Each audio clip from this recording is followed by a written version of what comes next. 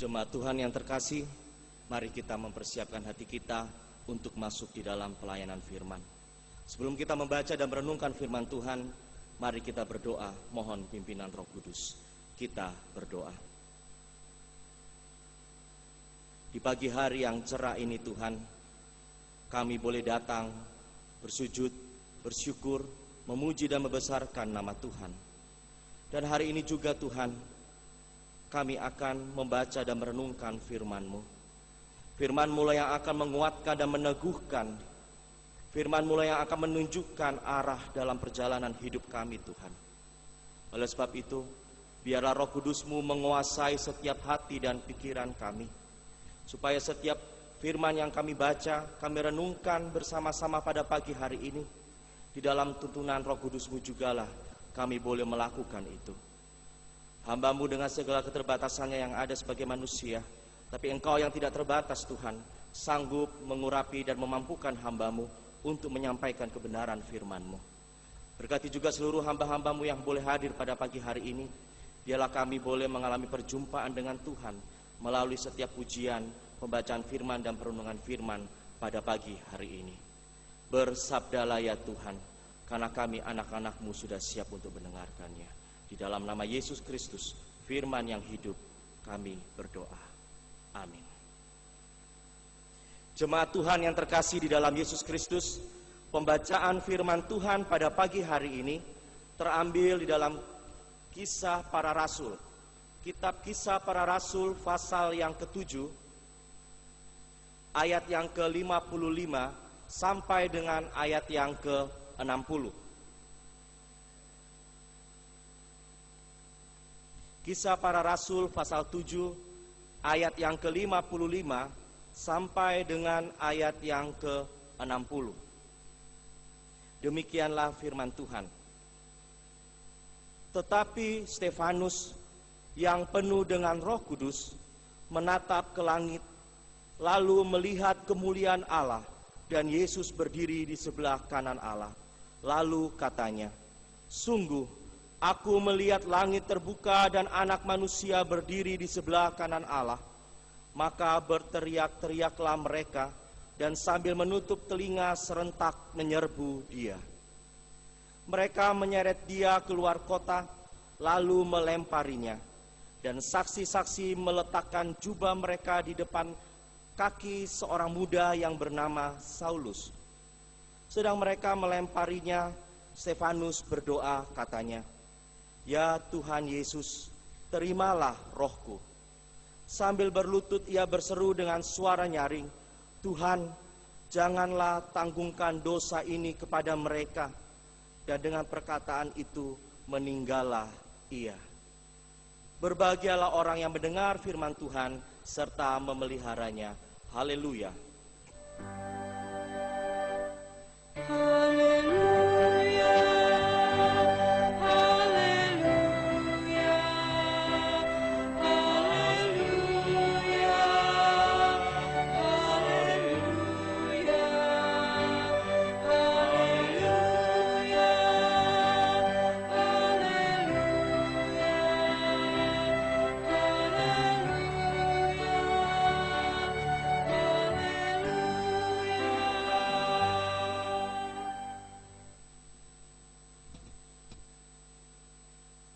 Selamat pagi Bapak Ibu Saudara yang terkasih.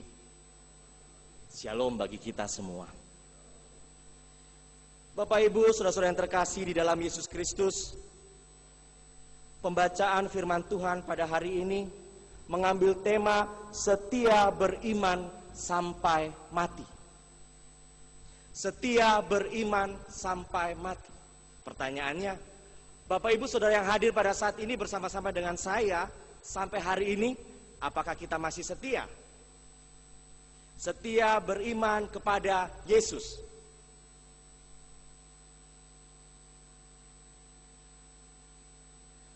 Kata setia itu berarti berpegang teguh.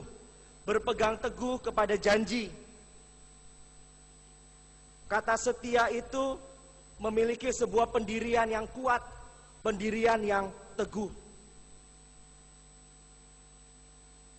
Untuk menjadi setia bukanlah hal yang mudah Bapak Ibu. Banyak orang gagal untuk menjalani hidup dengan kata setia.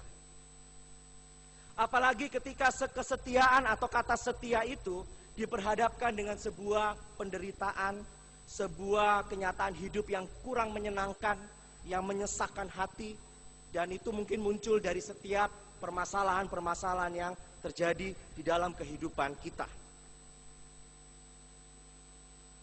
Bapak Ibu Saudara yang terkasih di dalam Yesus Kristus, pembacaan firman Tuhan pada hari ini di dalam Kisah Para Rasul pasal 7 ayat yang ke-55 sampai dengan ayat yang ke-60 sedang mengisahkan tentang Stefanus. Tokoh Stefanus ini bukanlah tokoh yang baru saja Bapak Ibu Saudara dan saya kenal. Mungkin di dalam pengajaran sekolah minggu, di dalam komisi anak, mungkin waktu Bapak Ibu Saudara dan saya waktu mengikuti kelas sekolah minggu, kita pernah mendengarkan cerita tentang Stefanus ini. Tidak ada salahnya kalau pada pagi hari ini kita mengulas kembali, melihat kembali siapa itu Stefanus.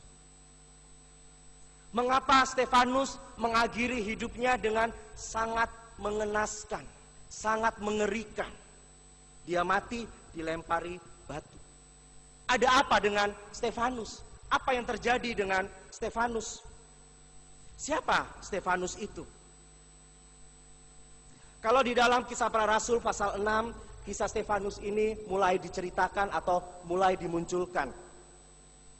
Kalau di pasal 6 ayat yang ke-7 tersirat bahwa Stefanus ini adalah seseorang yang memiliki tugas yang terpilih atau dipilih untuk melayani dalam pelayanan kasih dan juga di dalam pemberitaan firman.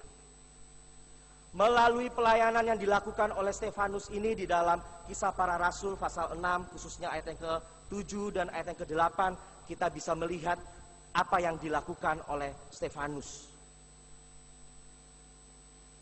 Sebagai orang yang melayani, Stefanus ternyata memiliki banyak hal sesuatu yang spesial yang dikaruniakan oleh Tuhan di dalam kehidupannya. Di dalam Kisah Para Rasul pasal 6 ayat yang ke-8 dikisahkan bahwa Stefanus yang penuh dengan karunia dan kuasa mengadakan mujizat-mujizat dan tanda-tanda di antara orang banyak. Jadi jelas tergambar siapakah Stefanus itu. Orang yang penuh hikmat, orang yang penuh karunia, dan itu diberikan oleh Tuhan kepadanya. Dia memiliki kemampuan untuk melakukan mujizat-mujizat.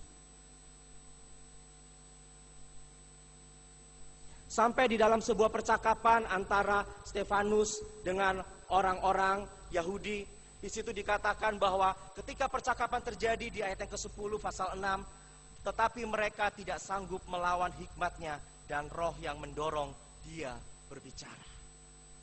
Kita lihat sosok Stefanus adalah sosok tokoh yang luar biasa. Dia bukan tokoh yang sembarangan, bukan orang yang biasa-biasa, tapi orang yang luar biasa di dalam Tuhan. Apakah cukup sampai di sini cerita itu? Kalau kita melihat lagi perjalanan pelayanan dari Stefanus, ternyata dalam perjalanan pelayanannya, di dalam kesetiaan kehidupan berimannya, ketika dalam ketundukannya untuk setia melayani Tuhan, melakukan banyak hal untuk hormat dan kemuliaan bagi nama Tuhan, Stefanus mengalami pergumulan. Mengalami sebuah masalah di dalam kehidupan pelayanannya. Di dalam pasal 6 ayat yang ke-11, karena orang banyak tidak tahan atau tidak sanggup mengimbangi pembicaraan atau komunikasi yang terjadi antara Stefanus dengan orang banyak, orang-orang Yahudi pada waktu itu, mereka mulai mencari-cari kesalahan dari Stefanus. Inilah awal dari permasalahan, awal dari pergumulan yang dialami oleh Stefanus di dalam pelayanannya. Pasal 6 ayat yang ke-11 di situ dikatakan juga, lalu mereka menghasut beberapa orang untuk mengatakan, kami telah mendengar dia mengucapkan kata-kata hujat terhadap Musa dan Allah. Di dalam tradisi atau di dalam ajaran orang agama Yahudi, menghujat Allah atau juga menghujat Taurat Musa itu dianggap sebagai suatu atau sebuah kesalahan yang sangat fatal. Dan kesalahan ini tidak hanya sampai berhenti di situ saja, tapi kesalahan ini mengandung sebuah hukuman. Dan hukuman yang berlaku pada saat itu, dan kita lihat itu yang dikenakan kepada Stefanus ketika dia menggumuli perjalanan imannya. Ketika Stefanus mengalami pergumulan di dalam perjalanan hidup berimannya, karena dia selalu melihat atau mengedepankan di dalam masa pelayanannya memperkenalkan siapa Yesus kepada orang banyak, sehingga dari buah pelayanannya itu banyak orang mengenal dan setia kepada Yesus. Tetapi tidak cukup sampai di situ. Di dalam perjalanan hidupnya dia menemukan masalah. Ternyata ada orang yang tidak suka dengan pelayanan yang dilakukan oleh Stefanus. Mulai orang mencari-cari kesalahan dalam diri Stefanus. Bahkan dia difitnah bahwa dia itu telah menghujat terhadap Musa dan terhadap Allah.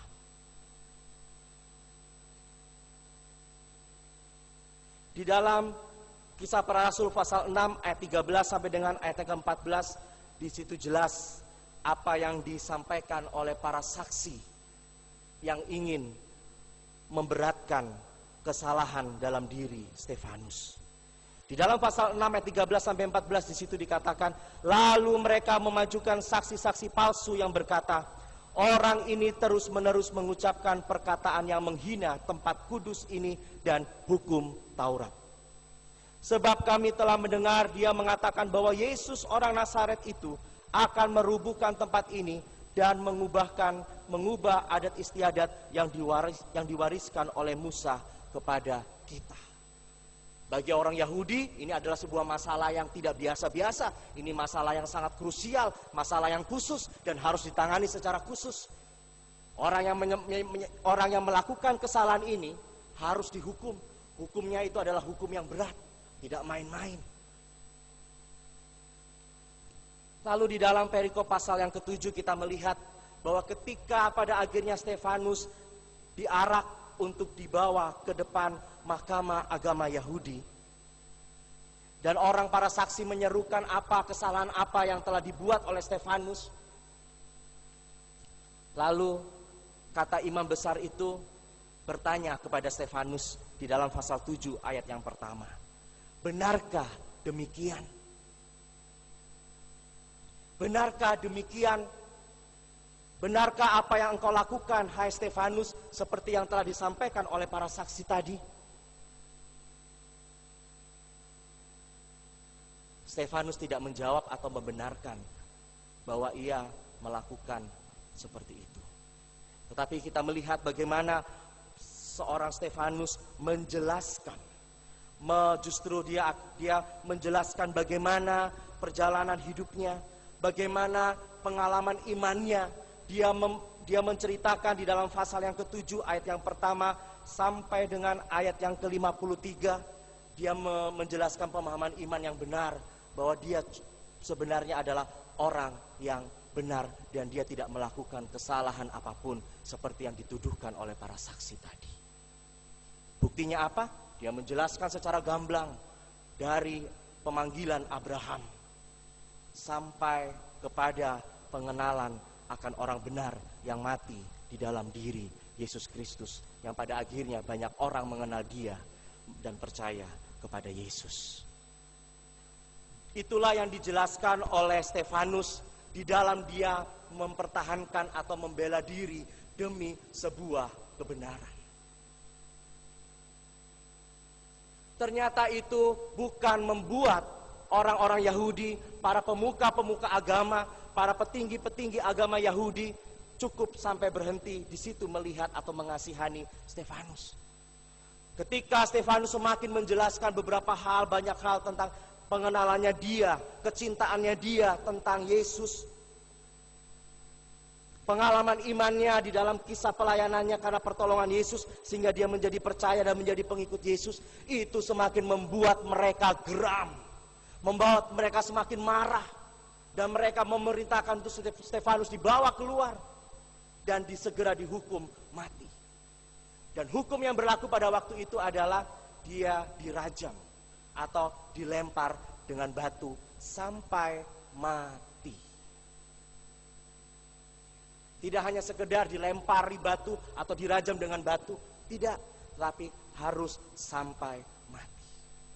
Itulah konsekuensi kehidupan perjalanan iman seorang Stefanus, di dalam dia mengiringi kehidupannya, di dalam iman percayanya kepada Yesus, di dalam mempertahankan sebuah kebenaran hakiki, kebenaran yang ia sangat yakini, sangat percayai, dan sangat ia imani di dalam kehidupannya.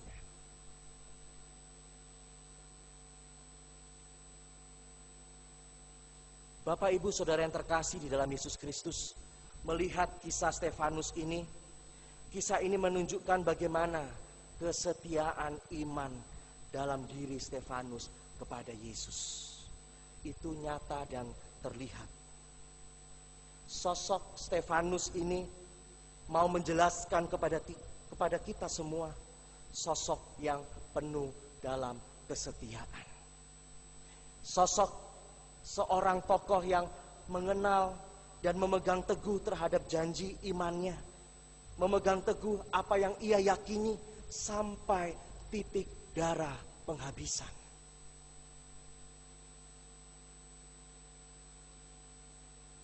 Kesetiaan beriman yang dimiliki oleh Stefanus kepada Yesus ini dilandasi oleh sebuah ketaatan, sebuah kepatuhan, sebuah kecintaannya terhadap Yesus.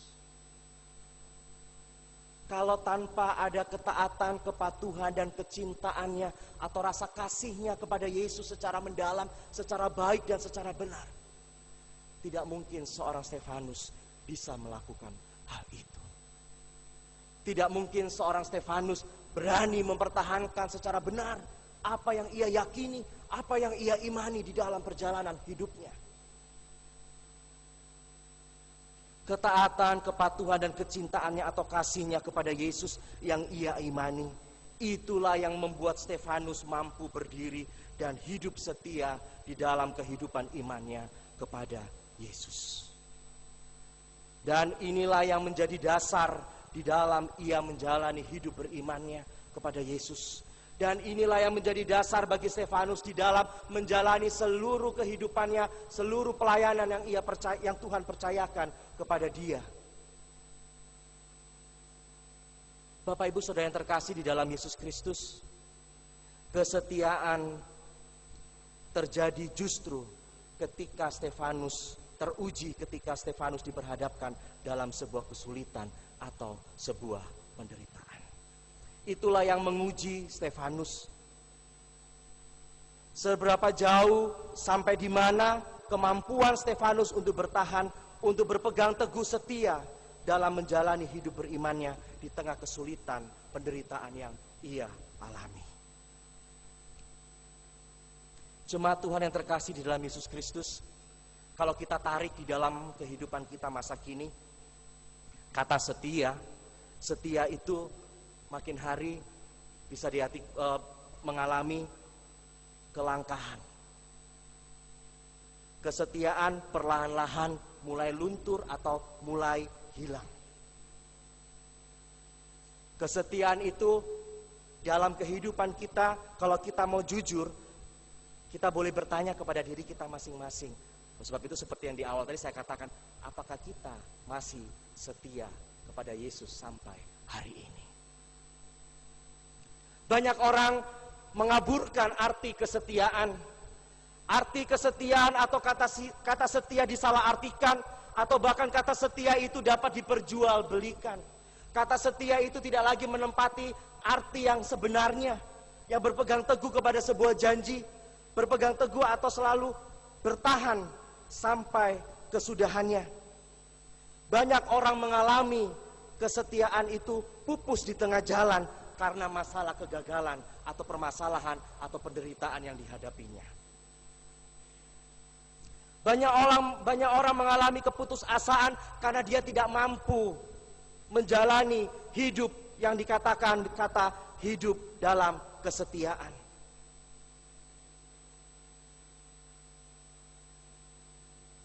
Semula janji setia, tetapi di dalam perjalanannya setia itu hanya tinggal janji belaka.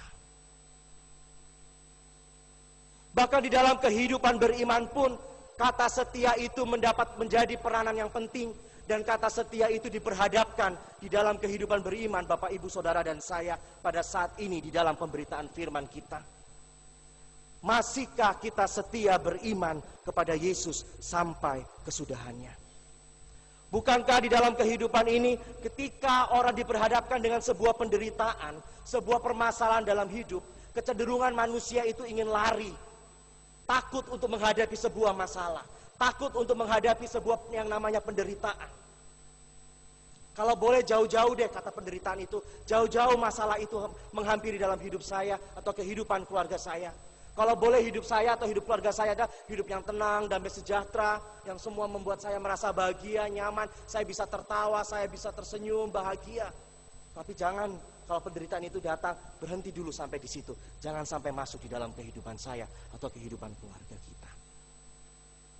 Kadangkala di dalam kejujuran kita di hadapan Tuhan pada hari ini, kadangkala kita bersikap, memiliki sikap seperti itu. Kita takut terhadap sebuah masalah, kita takut terhadap sebuah penderitaan, kita takut ketika itu membawa kita dalam situasi yang tidak membuat kita nyaman.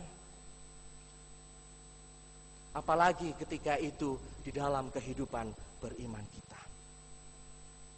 Apakah Bapak, Ibu, Saudara, dan saya mampu sampai hari ini setia di dalam iman kepada Yesus ketika Bapak, Ibu, Saudara, dan saya diperlakukan secara tidak adil di dalam kehidupan ini? Ketika Bapak, Ibu, Saudara, dan saya mengalami sebuah apa yang dinamakan diskriminasi di dalam pekerjaan kita. Kita memiliki prestasi yang luar biasa di dalam pekerjaan kita, tetapi kenapa ya saya susah sekali untuk naik jabatan yang lebih tinggi? Atau karena saya beriman kepada Yesus sehingga saya susah untuk naik jabatan? Karena semua prestasi sebenarnya sudah saya miliki, tapi kenapa saya masih susah? Atau mungkin ada tawaran, saya boleh mengganti iman saya. Iman saya kepada Yesus itu saya gantikan dengan sebuah kedudukan yang tinggi, yang membuat saya merasa nyaman. Saya berada di comfort zone, di zona nyaman saya, di mana saya bisa berdiri dan saya bisa tertawa dan saya bisa bahagia. Apakah kita, Bapak, Ibu, Saudara, dan saya mampu setia dalam iman kepada Yesus ketika kita berada di tengah-tengah masyarakat dan masyarakat mengucilkan kita karena identitas kita sebagai orang Kristen? Apakah kita masih mampu setia ketika kita tidak dianggap atau dibuang oleh keluarga kita karena kita lebih memilih untuk beriman kepada Yesus selamanya? Apakah kita masih mampu setia dalam iman kita kepada Yesus ketika di dalam setiap perjalanan pelayanan kita bersama-sama kita menemukan banyak hal permasalahan, tetapi kita menutup mata dan kita bersikap tidak mau tahu terhadap setiap permasalahan atau penderitaan yang dialami di dalam setiap pelayanan kita? Ini adalah sebuah pertanyaan, ini adalah sebuah pertanyaan reflektif yang Bapak, Ibu, Saudara, dan saya harus renungkan dan harus dijawab di dalam iman yang benar kepada Yesus di hadapan Tuhan. Seorang Stefanus di dalam pelayanan kehidupannya, dia mampu bertahan sampai akhir. Di dalam setiap penderitaan yang ia alami, walaupun hal-hal yang menyakitkan yang ia terima, dia mengakhiri hidupnya dengan hal yang sangat mengenaskan, tetapi dia mampu mempertahankan imannya kepada Yesus sampai kesudahannya. Bagaimana dengan Bapak, Ibu, Saudara, dan saya di dalam kehidupan masa kini, di dalam kehidupan banyak orang yang boleh menawarkan banyak hal, dan kesetiaan itu sudah bukanlah menjadi hal yang penting, bukan menjadi hal yang kudus, bukanlah menjadi hal yang mendapatkan tempat yang baik dan benar di dalam kehidupan kita. Bahkan kesetiaan itu bisa kita ganti-ganti seenaknya di dalam kehidupan kita. Yang penting kita merasa aman dan nyaman. Apakah itu yang kita butuhkan di dalam kehidupan kita? Apakah kita mau menggantikan kesetiaan iman kita kepada Yesus dengan segala hal yang kita dapatkan di dalam dunia ini? Supaya kita bisa diterima oleh masyarakat, supaya bisa jenjang karir saya semakin tinggi dan banyak hal yang saya dapatkan, maka saya beriman kepada Yesus itu nanti saja. Mendekati garis-garis akhir baru saya bertobat dan saya minta ampun, pasti saya masuk surga. Itu adalah cara beriman yang salah. Karena kesetiaan dalam beriman kepada Yesus itu teruji ketika Bapak Ibu Saudara dan saya menghadapi setiap permasalahan dan penderitaan di dalam hidup ini. Banyak hal penderitaan dan permasalahan yang kita hadapi dalam hidup ini, baik di dalam pekerjaan, dalam kehidupan kita masyarakat, di dalam keseharian kita dimanapun kita berada, bahkan di dalam pelayanan kita sekalipun. Tetapi pertanyaannya, masihkah kita masih mau setia beriman kepada Yesus sampai akhirnya? Stefanus sudah menunjukkan bagaimana harga yang sudah dia bayar secara mahal di dalam setia berimannya kepada Yesus. Itu tidak mudah. Nyawa kadang menjadi taruhannya, Bapak Ibu Saudara. Tetapi itu mampu dibuktikan oleh seorang Stefanus di dalam perjalanan imannya. Tetapi itu yang dipilih oleh Stefanus, dia mampu menunjukkan perjuangan hidup untuk terus setia beriman sampai mati kepada Yesus. Maka biarlah itu juga menjadi pilihan kita, menjadi janji kita di hadapan Tuhan. Itu yang terus akan kita perjuangkan di dalam perjalanan hidup beriman kita, bahwa apapun yang boleh terjadi dalam kehidupan ini, penderitaan, air mata sekalipun menjadi tantangan atau menjadi makanan kita hari lepas hari, tetapi setia, keimanku yang setia kepada Yesus itu tidak akan bisa tergantikan oleh apapun juga. Apakah Bapak Ibu Saudara saya mau tetap ikut setia beriman, hidup beriman kepada Yesus sampai kesudahannya? Ada sebuah film menarik, cuplikan menarik dari Don Heng yang akan kita simak bersama-sama pada pagi hari ini. Film ini akan mengisahkan bagaimana perjuangan hidupnya di dalam berimannya kepada Yesus. Dan biarlah film ini juga nanti yang akan kita lihat bersama-sama, itu juga semakin menginspirasi kita, mengokohkan kembali kehidupan beriman kita. Mari kita melihatnya.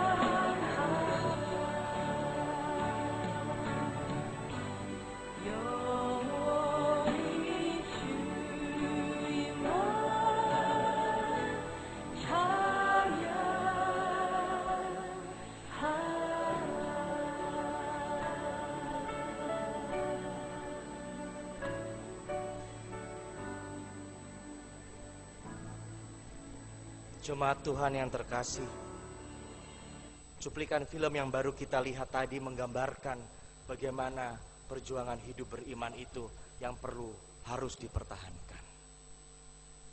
Dalam memperjuangkan iman di dalam kehidupan ini tidak mudah. Banyak sekali tantangan dan penderitaan yang bisa menggantikan kesetiaan itu. Tetapi dari film tadi kita melihat bagaimana dia bertahan sampai air mata pun ia kucurkan, sampai dalam setiap permasalahan yang ia hadapi, dalam angin ribut, angin kencang dan yang ia hadapi, dia tetap mau memilih setia mengikuti Yesus. Dia mau tetap setia memikul salibnya walaupun penderitaan itu menjadi makanannya hari lepas hari. Dan itu yang akan menginspirasi kehidupan beriman Bapak, Ibu, Saudara dan saya. Maukah Bapak, Ibu, Saudara dan saya terus berjuang beriman, setia beriman kepada Yesus sampai kesudahan hidup kita? Di dalam Wahyu pasal 2 ayat yang ke-10 bagian B di situ dikatakan, "Hendaklah engkau setia sampai mati, dan aku akan mengaruniakan kepadamu mahkota kehidupan." Selamat berjuang, selamat setia beriman kepada Yesus sampai mati. Terpujilah Kristus atau firman-Nya pada pagi hari ini. Amin.